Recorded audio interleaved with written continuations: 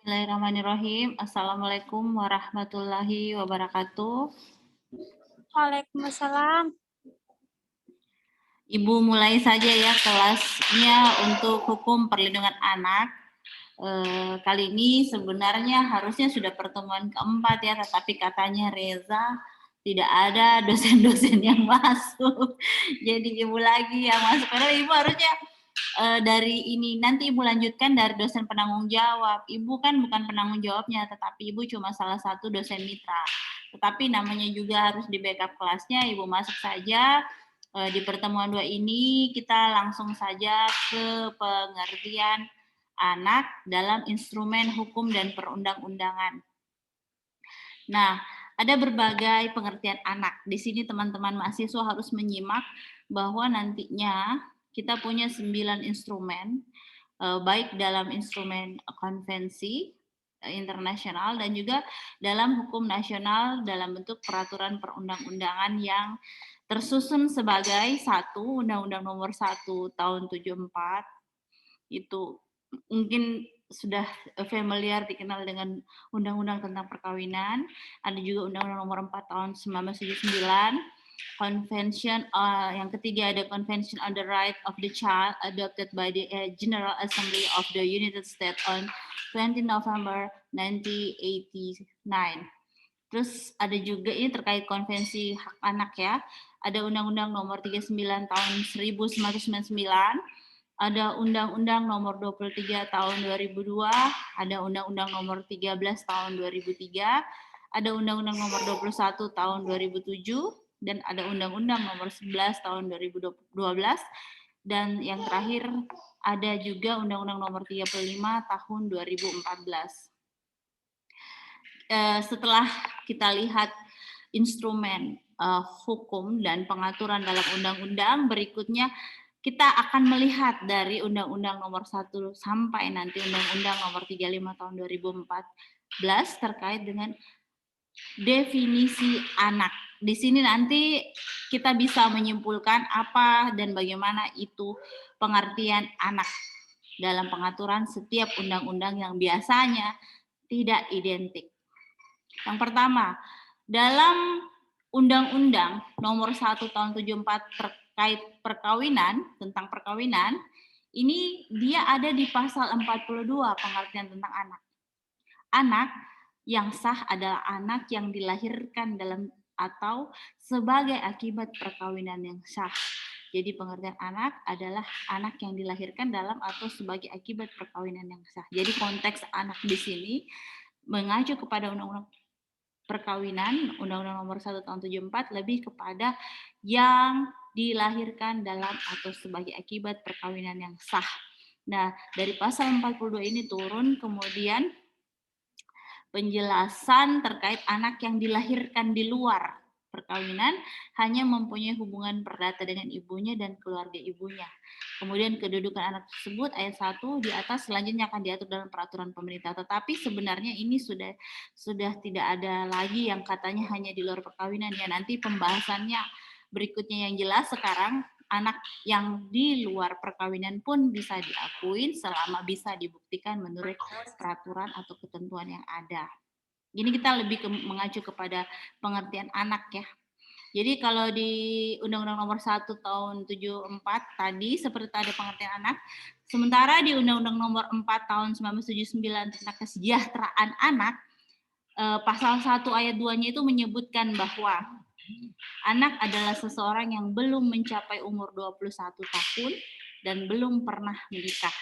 Di dalam pasal 330 KUH Perdata, konteksnya menjadi anak adalah orang belum dewasa yang belum mencapai umur genap 21 tahun dan tidak lebih dahulu telah kawin. Jadi ketika 330 KUH Perdata tidak berkesesuaian lagi, jadi jika dia menikah di bawah umur 21 maka konteks ini tidak berlaku ya. Kemudian dalam Convention on the Right of the Child adopted by the General Assembly of State on 20 November 1989 atau biasa disebut Konvensi Hak Anak, ada disebutkan dalam pasal 1 definisi anak. bahwa anak adalah semua orang yang berusia di bawah 18 tahun, kecuali ditentukan lain oleh hukum suatu negara. Semua anak memiliki semua hak yang disebutkan di dalam konvensi ini. Pasal 2-nya mengatur hak-hak anak berlaku atas semua anak tanpa terkecuali. Jadi anak itu harus dilindungi dari segala jenis diskriminasi terhadap dirinya atau diskriminasi yang diakibatkan oleh keyakinan atau tindakan orang tua atau anggota keluarganya yang lain. Ini isi konvensi ya. Kemudian pasal 3, semua tindakan dan keputusan menyangkut seorang anak harus dilakukan atas dasar kepentingan terbaik, the best thing for the child. Jadi kepentingan terbaik sang anak. Nah, dalam konvensi tadi, konvensi hak anak itu sebenarnya sudah ada kesadaran bahwa anak itu sebenarnya sesuai kodratnya sangat rentan, sangat tergantung, memiliki sifat lugu, dan memiliki kebutuhan-kebutuhan khusus.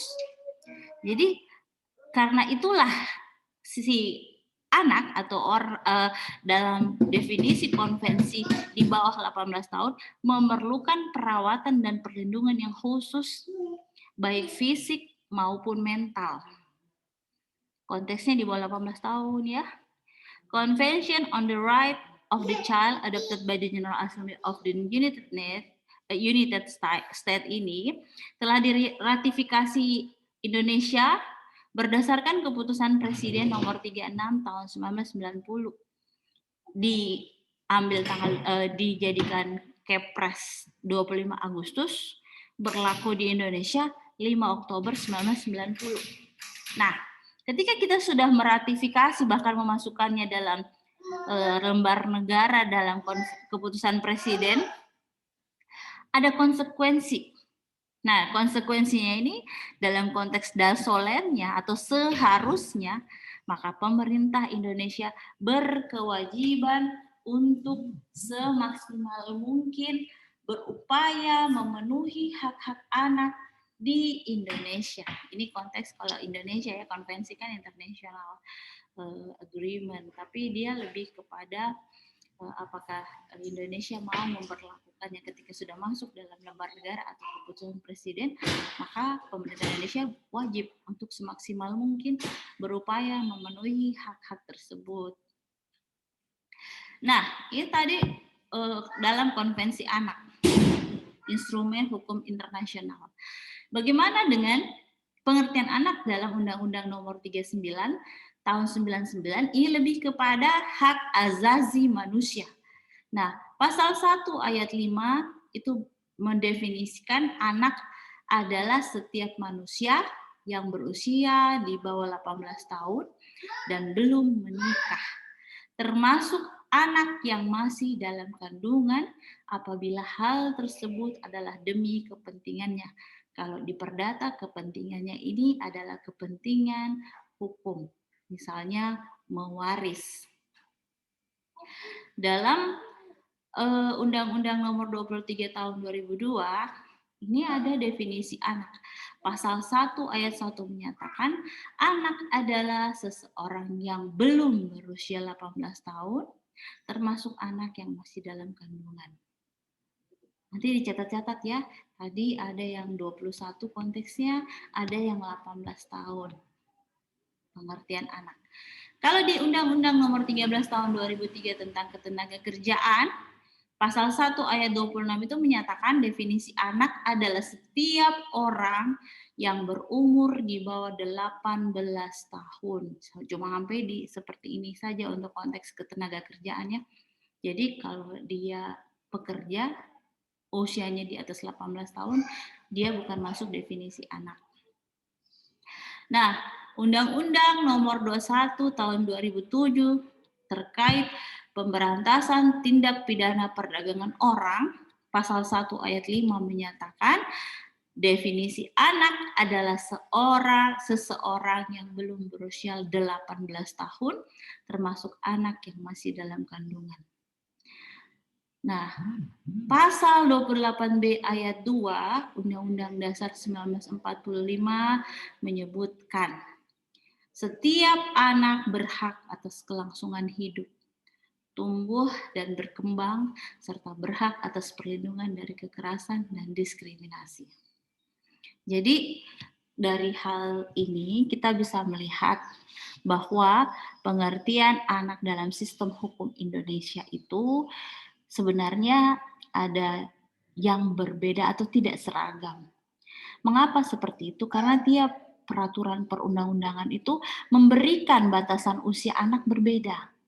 Tetapi ada benang merah yang bisa ditarik terkait dari definisi tentang anak dalam berbagai peraturan perundang-undangan, dari konteks Undang-Undang Nomor 1 Tahun 74 sampai Undang-Undang Nomor 35 Tahun 2007 terakhir, itu lebih kepada anak diletakkan sebagai objek sekaligus subjek utama dalam suatu proses legitimasi, generalisasi, dan sistematika aturan yang mengatur tentang anak. Nah, tapi kan kalau kita belajar hukum, kita juga belajar yang dinamakan dengan aspek sosiologis. Kalau aspek hukum kayak tadi bahasannya anak diletakkan sebagai objek sekaligus subjek utama dalam suatu proses legitimasi, generalisasi, dan sistematika aturan yang mengatur tentang anak. Nah, kalau dari aspek sosiologis ini berarti dari kata sosio, masyarakat ya, pandangan orang, pandangan masyarakat tentang anak. Anak itu diartikan sebagai makhluk ciptaan Allah Subhanahu wa Ta'ala atau makhluk ciptaan Tuhan yang senantiasa berinteraksi dalam lingkungan masyarakat, bangsa, dan negara, sehingga anak diposisikan sebagai kelompok sosial. Kalau sosiologis berarti anak dalam hal ini dipandang sebagai kelompok sosial yang mempunyai status sosial lebih rendah daripada masyarakat di lingkungan tempat berinteraksi. Tapi ingat ya, dalam konteks status sosial lebih rendah terkait mengapa? Karena secara kodrati anak lebih mengarah pada perlindungan kodrati anak itu sendiri. Dia harus dilindungi seperti itu. Itu konteks sosiologis. Baik. Bagaimana filosofi untuk anak? Kita sudah berbicara tentang berbagai macam aturan, maka sebenarnya secara filosofis anak adalah tunas, potensi, dan generasi penerus cita-cita perjuangan bangsa. Oleh sebab itu, nantinya anak ini memiliki peran strategis yang akan mempunyai sifat ciri khusus untuk masa depan. Jadi secara filosofis, anak dan keberlangsungan hidup manusia, keberadaan atau eksistensi sebuah bangsa dan negara akan terlihat dari bagaimana anak-anak ini diposisikan dalam perlindungannya. Nah, sampai di sini. Ada yang mau bertanya? Muhammad Syafri Hamzah yang mana? Kenapa mengabsen di Zoom ya? Nanti saja absennya. Mana yang lain, Reza?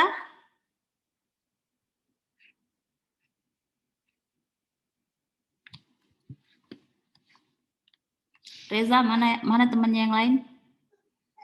Ada berapa orang yang masuk mengambil mata kuliah hukum perlindungan anak ini?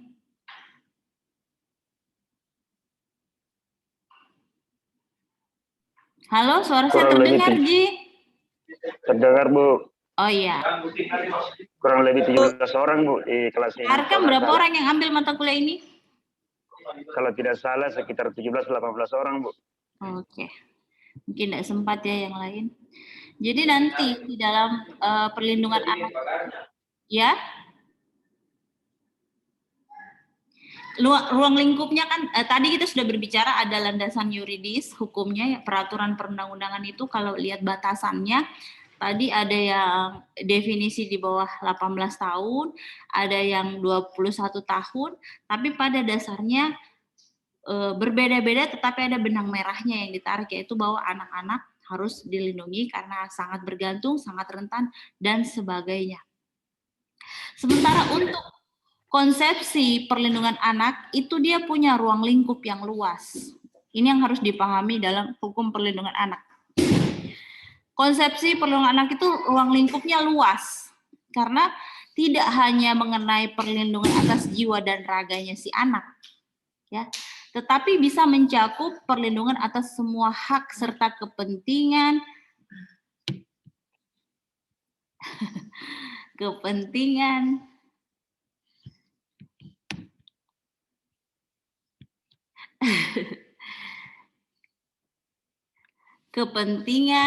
yang menjamin pertumbuhannya dan perkembangan. Jadi pertumbuhan dan perkembangannya dia melihat sisi rohani, jasmani maupun sosial. Rohani, jasmani maupun sosial. Kemudian setelah itu apakah dia bisa berkembang menjadi orang dewasa yang tinggal di negara ini, mampu dan bisa berkarya untuk mencapai tujuan pembangunan nasional? Itu kalau di dalam ruang lingkup luas ya. Jadi harus ada usaha yang dilakukan untuk menciptakan kondisi agar setiap anak itu dapat melaksanakan hak dan kewajibannya demi berkembang dan bertumbuh, baik fisik, mental, dan sosial. Jadi yang dipahami fisik, mental, dan sosial. Jadi nanti konteks ruang lingkup perlindungan anak ini perwujudan adanya keadilan dalam suatu masyarakat. Dengan demikian perlindungan anak diusahakan dalam berbagai bidang, baik bernegara dan bermasyarakat. Kita lihat ya, ketika kegiatan perlindungan anak itu membawa akibat hukum, kan ini hukum perlindungan anak, tentu saja ada hak-hak anak, bisa juga akibat hukum, baik dalam kaitannya dengan hukum tertulis maupun hukum tidak tertulis. Nah, hukum bisa saja melindungi atau memberi perlindungan pada kegiatan anak. Tetapi tetap harus diusahakan kegiatan perlindungan anak dan mencegah penyelewengan yang membawa akibat negatif yang tidak diinginkan dalam pelaksanaan perlindungan. Nah, konteksnya sebenarnya anak tadi dibahasakan kan rentan. Rentannya di mana? Dia belum bisa berpikir seperti orang dewasa, makanya secara mental dan fisik bahkan untuk berhubungan dengan masyarakat sosial, anak itu harus mendapatkan perlindungan. Kalau kita ambil contoh negara Anglo-Amerika ya, dengan sistem hukum Anglo-Amerika itu, sistem jaminan sosialnya itu seperti ini. Ketika ada anak-anak lahir dari orang tua yang kemudian bercerai dan perceraiannya itu terdaftar, itu anak akan dipantau oleh dinas sosial. Jadi ketika anak-anak itu diketahui hanya tinggal di rumah bersama ibunya atau salah satu orang tuanya, bapaknya, dan bapaknya itu tidak bekerja atau ibunya itu tidak bekerja, ataupun bekerja tetapi memiliki salary atau dana gaji di luar batas pengeluaran yang wajar, maka anak itu diambil dan dipelihara oleh institusi sosial seperti itu. Untuk apa? Untuk melindungi hak-haknya. Hak-haknya apa ya? Anak itu harus sekolah, anak itu harus sehat, anak itu harus diberikan perawatan-perawatan yang maksimal, karena nanti ketika dia tumbuh jadi orang dewasa, dia akan baik secara fisik dan mental. Tetapi kalau di Indonesia, kita lihat dulu konteks Kota Makassar. Ada banyak orang tua yang memanfaatkan anaknya untuk mengemis di jalanan. Dan pemerintah kota sebenarnya punya berbagai instrumen, peraturan wali kota, perda, dan peraturan turunan. Tetapi ini tetap terjadi eksploitasi anak. Dan anak boleh bekerja, boleh sebenarnya, tetapi ada aturan-aturan. Kembali lagi ke perda, karena dia leg spesial ya, jadi lebih. Karena nanti ketika anak tidak dalam suatu perlindungan, tidak dalam ruang lingkup perlindungan ini, dia akan mengalami berbagai macam kerentanan yang diakibatkan oleh lingkungan dan orang dewasa. Apa misalnya kerentanan yang diakibatkan oleh orang dewasa? Pertama, dia mungkin akan bergaul ke pergaulan yang belum semestinya. Artinya apa? Dia sebenarnya kalau dapat lingkungan yang baik, dia akan bisa saja ya diajarin mengaji, sekolah baik, diberi masukan-masukan yang baik. Tapi kalau kebetulan dia dapat lingkungan, yang lingkungannya itu adalah pekerja seks komersial, maaf ya, itu dia bisa terpapar orang-orang yang merokok, orang-orang yang minum alkohol, orang-orang yang berbicara kasar dan sebagainya. Dan bahkan bentuk kejahatan seperti pedofilia yang diterima seseorang ketika dia masih kecil akan berimbas menjadi pelaku pedofilia pada masa dia sudah tumbuh menjadi orang dewasa. Kayak kejadian Robot, salah satu pelaku pedofil anak-anak di wilayah DKI Jakarta yang korbannya itu ratusan orang. Ternyata setelah dilihat kronologi kehidupannya masa lalu, dia juga mendapatkan kecenderungan penyimpangan seperti itu karena waktu masih kecilnya dia dididik oleh orang-orang yang pedofil seperti itu. Nah, adakah yang mau bertanya terkait perlindungan anak? Yang jelas dalam aturan perundang-undangan dan instrumen hukum, anak itu di Indonesia bisa di bawah 18 tahun dan bisa juga di konteks 21 tahun. Yang jelas dia belum menikah. Tetapi ketika sudah menikah tidak lagi dikatakan anak. Tetapi sudah masuk, kan kalau dalam perdata dia sudah dianggap cakap menurut hukum. Cakap menurut hukum itu artinya menjadi pendukung hak dan kewajiban. Ada yang mau bertanya? Kalau tidak mau bertanya, saya yang balik bertanya. Ibu Yuli ini mungkin ya. Mana mukanya Ibu Yuli? Sebelum ditanya, saya yang bertanya, Bu. Iya. Coba kalau sempat buka Zoom-nya, boleh buka Zoom-nya. M. Syafril Hamzah, Pak Taslim, Bawaslu Mamuju, silakan. Supaya kita lihat bentuk interaksinya. Iya, silakan Pak Arkam. Terima kasih, Bu. Ini terkait perlindungan hak anak.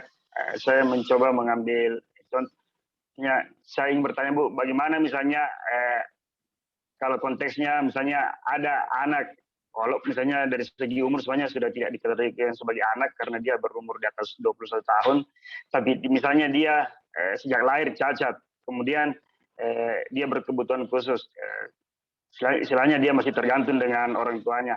Apakah dia masih bisa dikategorikan sebagai anak karena dia tentu tidak mampu untuk misalnya masih tergantung sama orang tuanya. Kemudian ketika dia berhadapan dengan hukum, apakah dia bisa dikategorikan sebagai korban atau terkait dengan Undang-Undang Perlindungan Anak, karena dia misalnya dari segi fisik juga mungkin tidak bisa misalnya berkeluarga atau berumah tangga, karena mungkin dia cacatnya misalnya ya saya minta maaf mungkin tidak bisa berumah tangga misalnya. Apakah dia masih bisa dikategorikan sebagai anak, Bu, atau kalau memang dia tidak, terus bagaimana statusnya dalam undang-undang yang berlaku di Indonesia? Terima kasih, Bu. Terima kasih Saudara Arkam. Jadi ketika kita berbicara tentang bagaimana orang yang seseorang yang di atas 21 tahun atau yang sesuai dengan Undang-Undang Ketenagakerjaan di atas 18 tahun. Kita lihat dulu konteks undang-undangnya. Kenapa undang-undang bisa berbeda itu termasuk bisa dilihat di dasar pertimbangan mengapa ada undang-undang itu ya, di menimbang, di memutuskan itu ada alasannya perundang-undangan itu dibuat. Nah, konteks yang dimaksud anak adalah yang di bawah 18 tahun atau belum menikah. Kita ambil saja dulu dari sisi satu itu ya. Tapi ketika dia sudah di atas 18 tahun, tetapi dia cacat secara mental misalnya, bagaimana? Nah, itulah yang disebut dalam perdata ada dikategorikan persona miserabil. Apa itu personal miserabil? Dia tidak cakap secara kewajiban dan pelaksanaan suatu perhubungan hukum. Oleh sebab itu, dalam setiap konteks hukum, dia harus punya kurator atau wali. Termasuk kalau dia mau dinikahkan. Dia tidak boleh dinikahkan tanpa berbagai syarat-syarat yang jelas. Kalau syaratnya tidak terpenuhi, tidak bisa dia menikah sembarangan seperti itu. Karena persoalan yang sakit bukan hanya fisiknya, tapi mentalnya. Maka di dalam hukum perdata dia disebut persona miserabil. Nah, di persona miserabil ini juga masuk kategori orang-orang yang boros.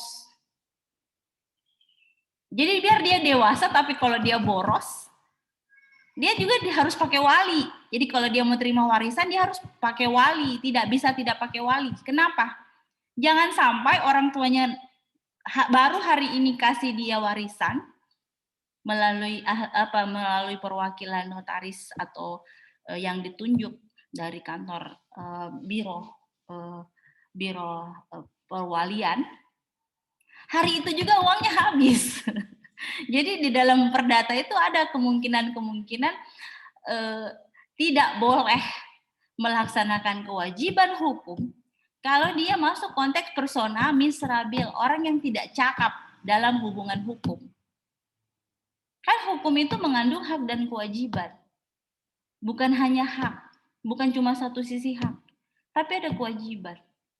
Kalau dia mentalnya tidak sempurna, istilahnya dia cacat atau tidak boleh juga pakai istilah cacat ya, dia harus pakai istilah orang yang di bawah perwalian. Mengapa seperti itu? Ya membahayakan nanti situasinya. Kalau dia tetap misalnya diberikan izin untuk melakukan perhubungan hukum, misalnya perkawinan. Sementara dalam undang-undang perkawinan biasanya kan perkawinan tujuannya untuk menciptakan keluarga yang sesuai dengan untuk kesejahteraan, sesuai dengan tuntunan Tuhan Yang Maha Esa, kalau tidak salah seperti itu redaksinya ya. Sementara kalau dia tidak mampu secara pemikiran atau disabilitas, ya tidak boleh sembarangan, tidak diwakili, tidak diwaliin seperti itu. Seperti itu jawaban saya Pak Arkam. Jadi untuk perdata sendiri atau secara privat sudah diatur, tidak boleh sembarangan terkait dengan orang yang memiliki disabilitas. Sudah ada aturan tentang disabilitas. Yang kita bicarakan ini anak dalam konteks yang biasa saja ya. Jadi dia bisa hak dan kewajiban dalam hubungannya fisik, mental, dan hubungan sosial di masyarakat. Ada lagi mungkin yang mau bertanya? Terima kasih, Bu. Iya, makasih. Oke, kita punya 9 menit lagi. Nah,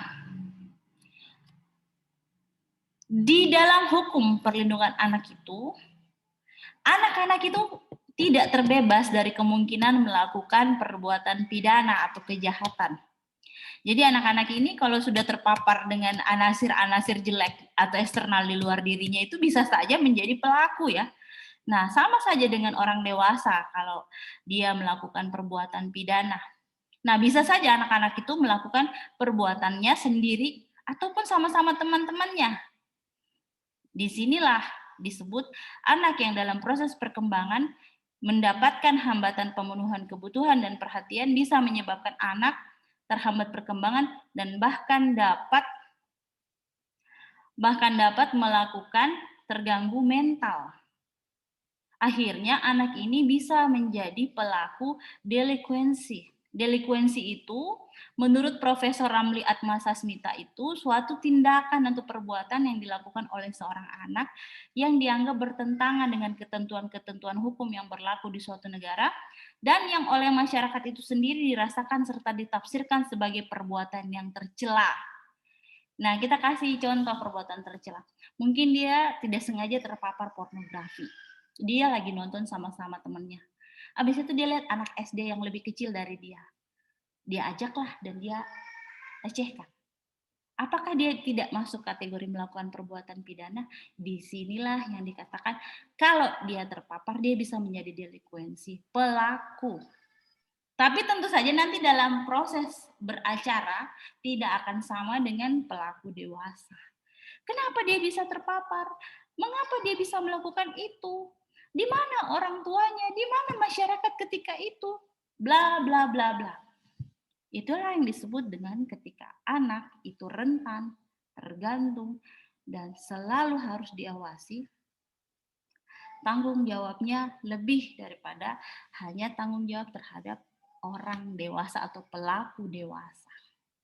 Kita sudah banyak melihat kejadian, ada juga kejadian kalau tidak salah tahun lalu atau awal tahunnya, anak itu masuk kategori psycho karena ternyata dia ambil anak tetangga yang datang ke rumahnya yang sudah kenal dia, disimpannya di dalam suatu tempat. Dan anak itu pas dicari-cari dia bilang dia tidak tahu anak itu ada di mana. Ternyata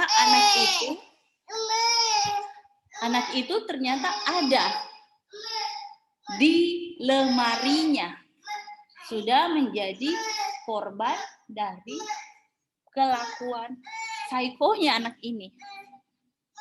Jadi prosesnya itu berbeda dengan proses ketika yang melakukan orang dewasa.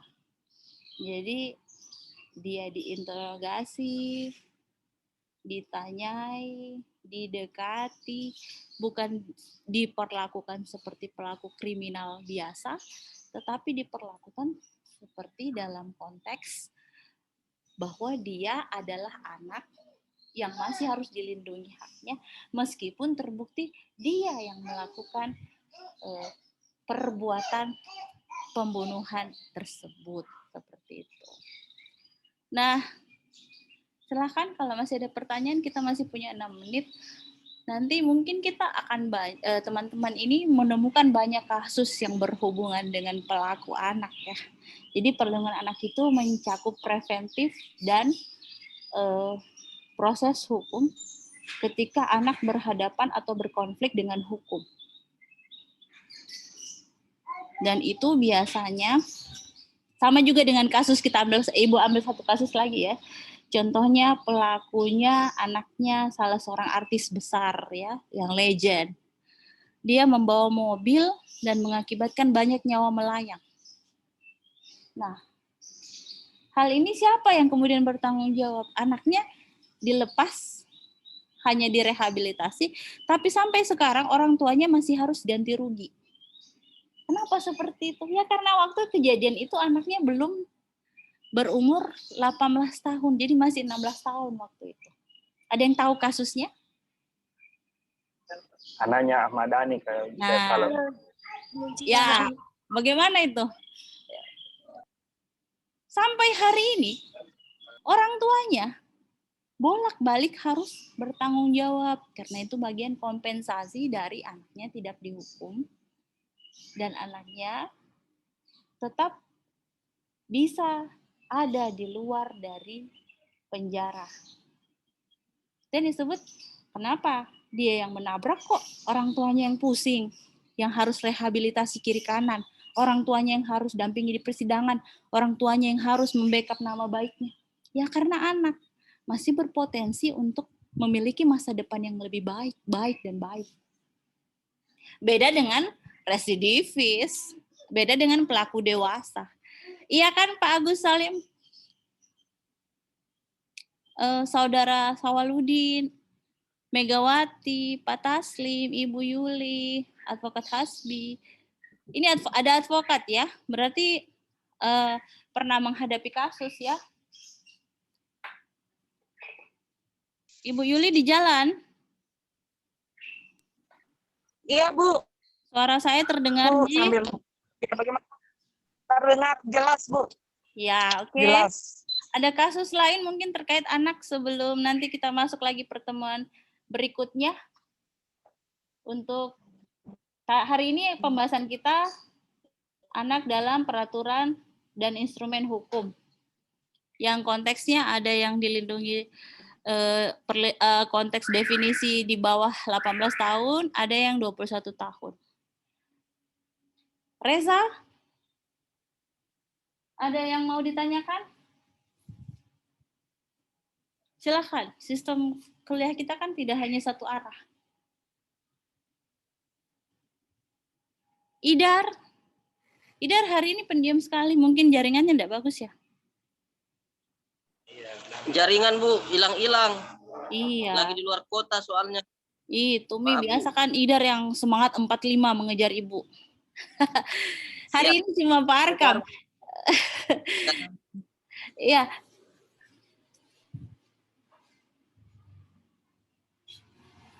Oke. Kalau tidak ada, nanti saya akan berikan tugas di grup WhatsApp ya. Terima kasih atas perhatiannya. Wassalamualaikum warahmatullahi wabarakatuh. Waalaikumsalam.